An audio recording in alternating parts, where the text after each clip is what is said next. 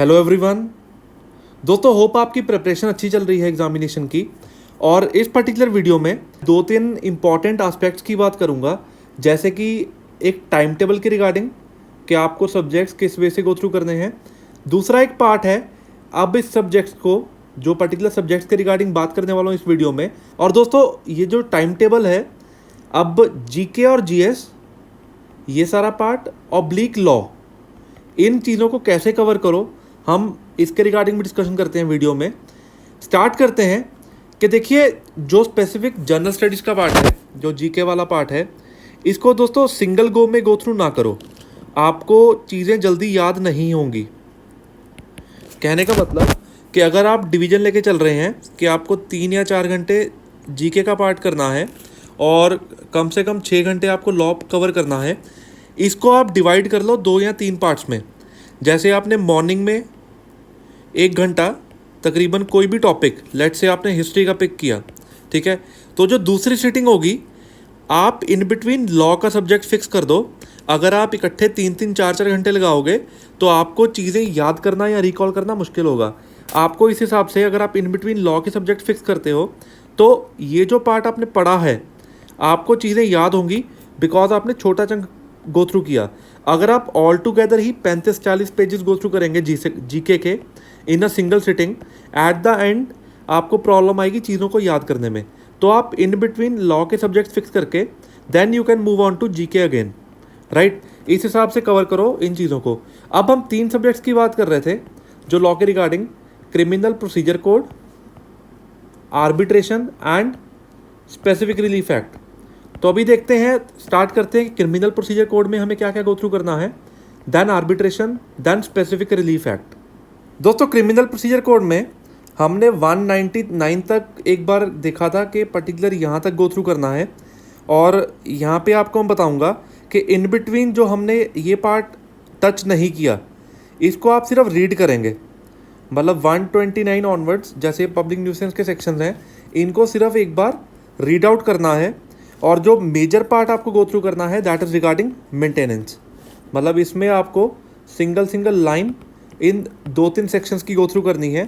This is very important content, examination में यहाँ से क्वेश्चन पुट किए जाते हैं, ठीक है। और ये security for keeping peace 106 to 110, ये भी इंपॉर्टेंट पार्ट है। और बाकी आप एक बार इस पार्ट को रीड आउट करके छोड़ सकते हैं, ठीक है। रीड आउट करके छोड़ना मतलब कि आप इसको थोड़ा लाइटर साइड पे रख सकते हैं कि बट कोई चीज़ स्किप ऐसा नहीं करना, आपको एक बार गो थ्रू करना है उन चीज़ों को, ठीक है।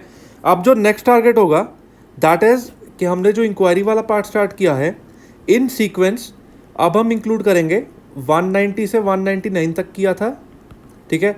अब हम 200 ऑनवर्ड्स इंक्लूड करके यहाँ पे हम इशू ऑफ प्रोसेस, ये वाले सेक्शंस बहुत इंपॉर्टेंट हैं, 210 भी बहुत इंपॉर्टेंट है। देन चार्जेस वाला पार्ट 211 to 224, ठीक है। दोस्तों, ये जो सेक्शन मैं आपको कुछ मार्क करवा रहा हूँ, जो कि कई बार मतलब डायरेक्टली मैंने देखा है कि एग्जामिनेशन में ये चीज़ें नहीं पुट की जाती। कुछ पार्ट मैंने फिर भी कवर किया है ताकि जो मेन्स ओरिएंटेड पार्ट है, आपको बाद में प्रॉब्लम आएगी चीज़ों को कवर करने में, आपका थोड़ा थोड़ा पार्ट ये भी गो थ्रू हो जाएगा जो कि आपको मेंस में काम आएगा, आंसर राइटिंग में या लीगल राइटिंग में, ठीक है। तो आप आज का जो है दैट इज टिल 224 ये पार्ट कवर करेंगे। दैट मीन्स कि ऑलरेडी जो हम इन्वेस्टिगेशन स्टार्ट यहीं से करना है, पहले इन्वेस्टिगेशन फिर इंक्वायरी वाला पार्ट, ये चीज़ें आप रिवाइज करके, ठीक है, then we will be moving forward to जो हमने 224 तक का मार्क किया है, ठीक है। दोस्तों, थोड़ा सा आपको इन चीज़ों को स्पीड अप करना होगा।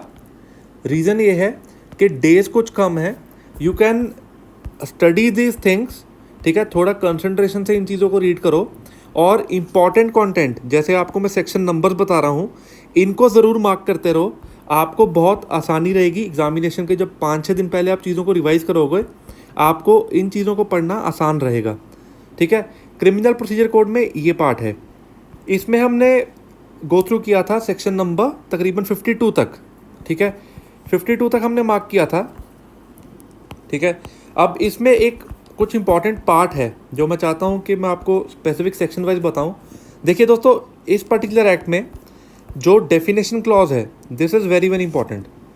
प्रीवियस ईयर क्वेश्चंस में डायरेक्टली डेफिनेशन से एग्जामिनेशन में क्वेश्चंस पुट किए गए हैं, ठीक है।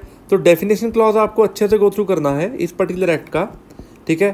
Then we have arbitration agreement, ये सेक्शन इंपॉर्टेंट है, आपको मैं थोड़ा कंटेंट मार्क करवा देता हूँ। Interim measures by the court, then number of arbitrators, ये सारे सेक्शंस आप गो थ्रू करेंगे। 11 को रीड करना है, अपॉइंटमेंट का प्रोसीजर जो है। Then grounds for challenge 12,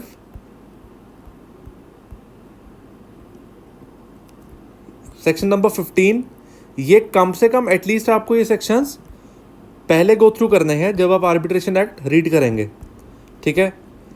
equal treatment of parties, determination of rules of procedure, place of arbitration, ये भी गो थ्रू करना है। कमेंसमेंट, देन लैंग्वेज, ठीक है। Default of a party. दोस्तों ये जो सेक्शंस हैं, दिस इज़ लाइक कि मेरे को लगता है कि आपको इन चीज़ों को पहले गो थ्रू करना चाहिए, मतलब आप एटलीस्ट ये सारा पार्ट कवर कर लें। अपार्ट फ्रॉम इट, अगर तुम्हें कोई सेक्शन ऑलरेडी आप मार्क कर चुके हैं उसको ज़रूर रीड कीजिए, ठीक है। टाइम लिमिट में से क्वेश्चन आ जाता है कई बार, ठीक है। आप ये सेक्शन नंबर भी गो थ्रू करेंगे 29 के। देन सेटलमेंट, ये पार्ट रीड करना है, ठीक है। तो इसके अलावा जैसे टर्मिनेशन ऑफ प्रोसीडिंग्स हैं, ये रीड करना है। Application for setting aside arbitral award read करना है। Finality and enforcement, then appeals के रिगार्डिंग सेक्शन नंबर, ठीक है। तो हमने यहाँ पर 52 तक एक बार गो थ्रू किया था, ठीक है। तो आप ये जो पार्ट है of certain foreign awards, I think इसको आप एक बार रीडिंग दे सकते हैं, ये वाला पार्ट है। Then moving on to conditions of awards, ठीक है। कंसिलिएशन, पहले हमने जो आर्बिट्रेशन वाला पार्ट किया, दोस्तों जो फॉरेन अवार्ड्स वाला है इस पार्ट को आप एक बार रीडिंग देंगे, ठीक है। और जो ज़्यादातर क्वेश्चंस पुट किए जाते हैं वो पहले वाले पार्ट में है, जैसे अवार्ड है, आर्बिट्रेशन है, डेफिनेशन क्लॉजेस हैं, ठीक है। वो सारा पार्ट आप गो थ्रू करेंगे। Regarding conciliation, application scope, commencement, number of conciliators, appointment, ये सारे सेक्शंस गो थ्रू करने हैं, ठीक है। Conciliator not bound by certain enactments, ठीक है। आप एक बार ये वाला पार्ट रीड कर सकते हैं, कंसिलिएशन वाला, ठीक है। ये सारा सेक्शन एक बार आप रीड आउट करेंगे आर्बिट्रेशन एक्ट में से। Moving on to specific relief act, दोस्तों यहाँ पर हमने सेक्शन नंबर 33 तक गो थ्रू किया था, और क्योंकि ये जो पर्टिकुलर पार्ट है, जैसे सेक्शन 5 to 8, थोड़ा ये वाला पार्ट टाइम कंज्यूमिंग है, ठीक है। तो आज के लिए हम जो ऐड करेंगे इसमें, that is regarding declaratory decree, ठीक है।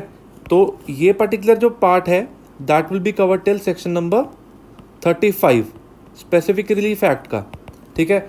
तो दोस्तों अभी आपको क्या करना है, क्रिमिनल प्रोसीजर कोड में 2 दिन तक ये एक्ट ख़त्म होगा, क्रिमिनल प्रोसीजर कोड, और आज जो टारगेट है that is arbitration act complete करना है। स्पेसिफिक रिलीफ एक्ट जो कवर करना है that is still section number 35, ठीक है। तो आपके ऑलमोस्ट ये 3 सब्जेक्ट्स जो होंगे that have to be completed by Monday, मतलब ये पर्टिकुलर सब्जेक्ट्स हैं अलॉन्ग विद रिवीजन पार्ट, ये आपको मंडे तक कंप्लीट करने हैं। दैट मीन्स कि ये जो पार्ट है तकरीबन 2 दिन का पेंडिंग है, ये गो थ्रू करेंगे। और जो पैरेलल टारगेट है, जो भी आपको एक्स्ट्रा टाइम मिलता है, जीके एंड जीएस, इसको स्टिक करें, प्रोसीजर वही फॉलो करें कि इन बिटवीन, जैसे जीके एंड जीएस आपने 1 आवर स्टडी किया, इन बिटवीन लॉ का सब्जेक्ट फिक्स करके आप 2 घंटे लॉ को दे सकते हैं, स्पेसिफिक सब्जेक्ट को, जैसे क्रिमिनल प्रोसीजर कोड आपने यहाँ पे फिक्स कर दिया, ठीक है। फिर आप 1 घंटा फिर से जीके जीएस पढ़ के देन लॉ के regarding you can complete the arbitration act, ठीक है। और उसके बाद लाइकवाइज फिर से आप जीके जीएस पढ़ के फिर आपका जो लॉ का पार्ट आएगा that will be specific relief act. दोस्तों जो एक स्ट्रेटजी है दैट इज, जो आपने कुछ भी पढ़ा एक दिन में, ट्राई नेक्स्ट डे 30-40 मिनट्स एक बार जस्ट एक हल्का सा ओवरव्यू, ताकि आप चीज़ों को ईजिली रिकॉल कर पाएँ। तो जो आप जो भी कंटेंट रीड कर रहे हैं that has to be revised every day, ठीक है। तो ऑटोमेटिकली 5-7 दिन बाद आपकी ये चीज़ें क्या होंगी, अच्छे से आपको याद होनी स्टार्ट हो जाएंगी, राइट। दोस्तों all the best for the examination, और अपना फीडबैक ज़रूर दें इन वीडियोस पे। आप कमेंट कर सकते हैं, किसी सब्जेक्ट में आपको कोई डाउट है आप वीडियो के नीचे कमेंट बॉक्स में ही पोस्ट कर सकते हैं, right. All the best, hope आपको वीडियो अच्छा लगा। चैनल को सब्सक्राइब करना ना भूलें, साथ ही में बेल आइकन क्लिक करें ताकि जब भी नई वीडियोस पोस्ट किए जाएंगे आपको उनके रिगार्डिंग अपडेट्स मिल पाएँ साथ के साथ। Thanks a lot.